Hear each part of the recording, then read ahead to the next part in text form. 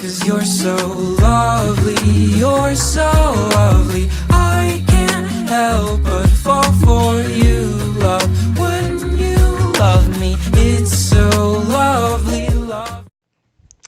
Spoilers for Stranger Things. Hey, what's going on, guys? Joey here.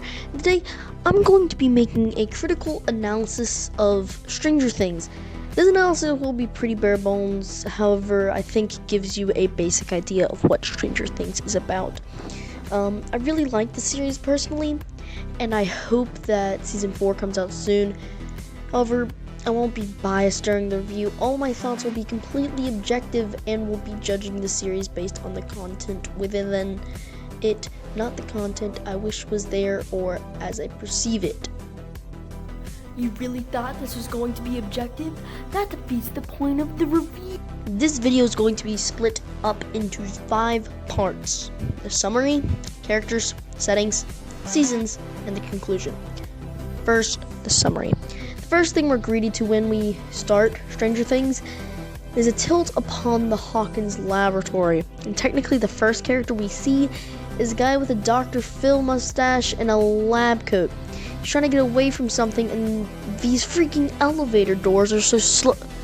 Oh, wait a second. That's a monster. Figures. Then Sprinkler. Oh, I mean D&D session. That's Mike Wheeler, followed by Dustin Henderson. Next, Lucas Sinclair.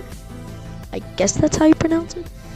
And finally, well, a bit obscured in the shot is Will Byers. Remember these names? These will be important later. They're playing D&D, and they mention a creature that they have coined Demogorgon. Remember the name as well. That is also important. Then they lose the die while playing and freak out. Then Mike's mother tells him he needs to go to bed. There's pizza left, and Dustin goes up to tell Nancy, Will's sister, that Mike's sister, that there's still pizza left. And after that, she shuts the door on him. They chalk this up to her dating Steve Harrison. That is an important name. Remember that. After everyone leaves, Will and Dustin race to their houses, and Dustin stays behind because Will's already ahead. Will gets kidnapped. So yeah, Will gets finessed and gets absolutely kidnapped by a monster. So that just shows a very tiny bit of the plot, yet it shows so much about the character and sets up for the rest of the show. The character dynamics are shown through dialogue, not very detailed yet, because it's only the first episode. What can you do? Yet they lay out the basics. And I think laying out the basics before you even get your intro in, it's something to be admired. Oh, that reminds me. The characters. I know I haven't talked about these characters yet, but let me give you a rundown. Dustin, favorite character of everyone after season 3. Lucas, he's not really that important. I think he did something, maybe. Will, he's a really important character. He's only used as a freaking monster detector in season 3 though. Mike, he maybe does something. Supporting characters can be important, but in very specific situations only. I'm calling Mike a supporting character, yet he is a main character. You see why I'm saying that? I could call Lucas Sinclair a supporting character and nothing would change because he practically is. 11, that's a she, is an epic psychic girl. She escapes from Hawkins' lab. Joyce is the mama Will, who's really good at being an angry, griefing mom. Hopper, he dies at the end of season 3, but like not really, guys. Steve is a Scoops Ahoy employee. Robin is a Scoops Ahoy employee, but she's female.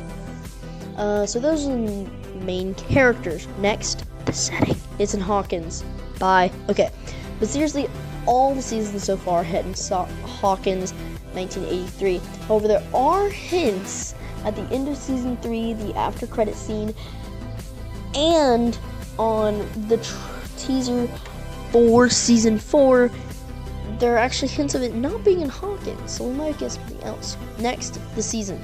By the way, if the season isn't good, and I say it isn't good, then it's still good generally as a show, just not for Stranger Things standards.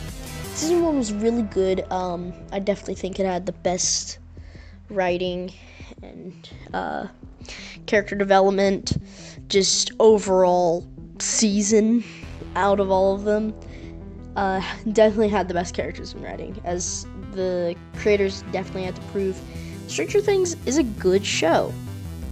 Season 2, it's not as good as season 1. Definitely nothing's gonna live up to season 1 unless they really try a bunch. But definitely a good season for sure.